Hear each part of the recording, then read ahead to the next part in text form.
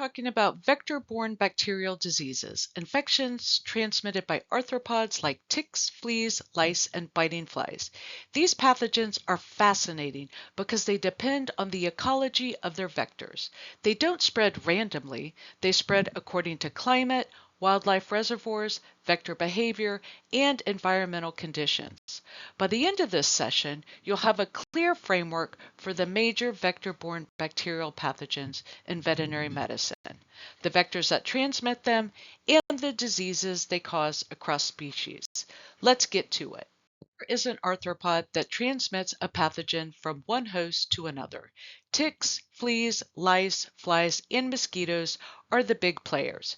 Transmission can be biological, where the pathogen replicates inside the vector, or mechanical, where the vector simply carries the pathogen on its mouthparts.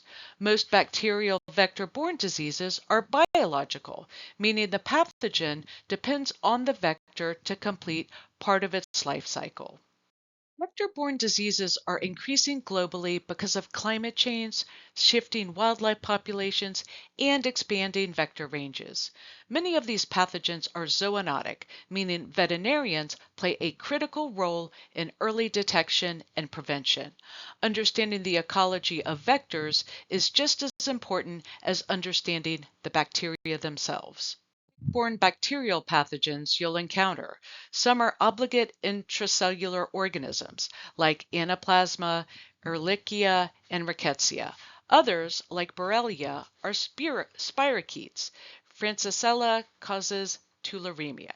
Coxiella can be tick-borne, but is primarily aerosol transmitted.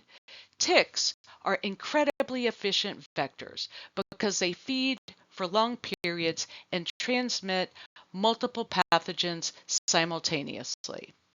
Anaplasma species infect blood cells.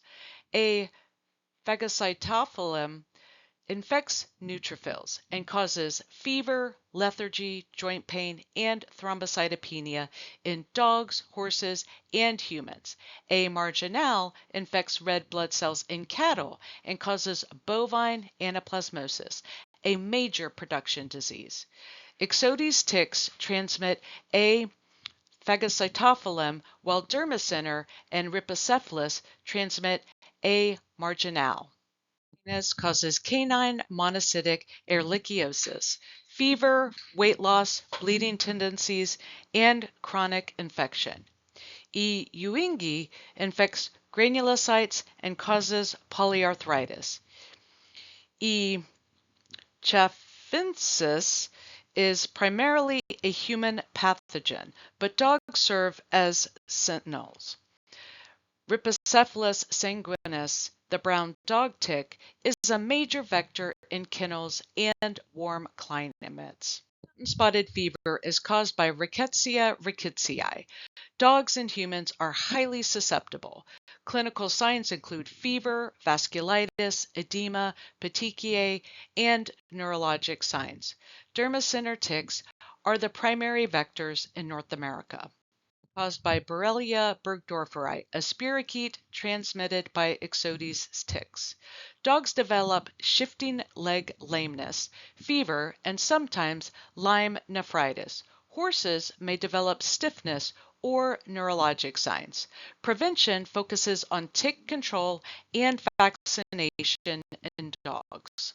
Leukemia is a highly infectious zoonotic disease. Cats are particularly susceptible and may develop fever, lymphadenopathy, and abscesses. Dogs may have milder disease. Humans can be infected through ticks, flies, or direct contact with wildlife. Borrelia species are transmitted primarily by fleas. B. Hinseli causes cat scratch disease in humans. Cats are usually asymptomatic carriers. Dogs can develop endocarditis from B. vinsonii. Flea control is the cornerstone of prevention.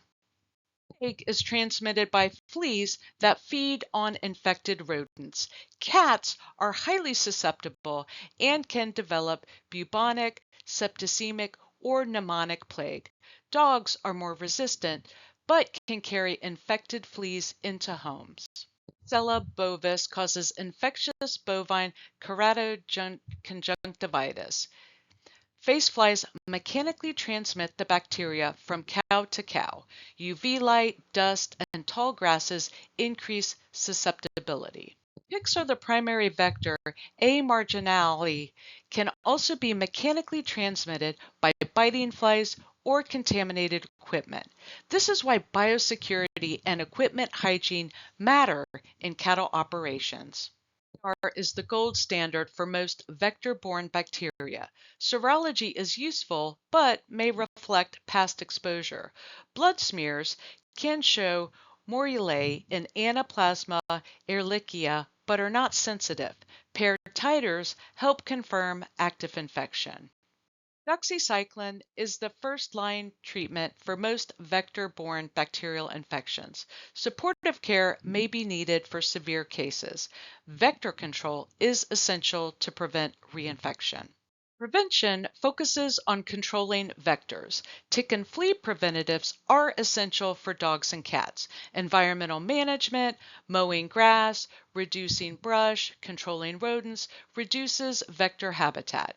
Vaccination is available for Lyme disease in dogs. Avoiding wildlife exposure reduces risk for tularemia and plague. Up. Vector-borne bacterial diseases depend on the ecology of their arthropod vectors. Ticks, fleas, and flies transmit a wide range of pathogens that affect animals and humans. Diagnosis relies on PCR. Treatment is usually doxycycline, and prevention focuses on vector control. Understanding these diseases requires thinking like an ecologist, a veterinarian, and a public health professional all at once. If you liked this video, please like and subscribe. Thanks for joining, and I'll see you next time.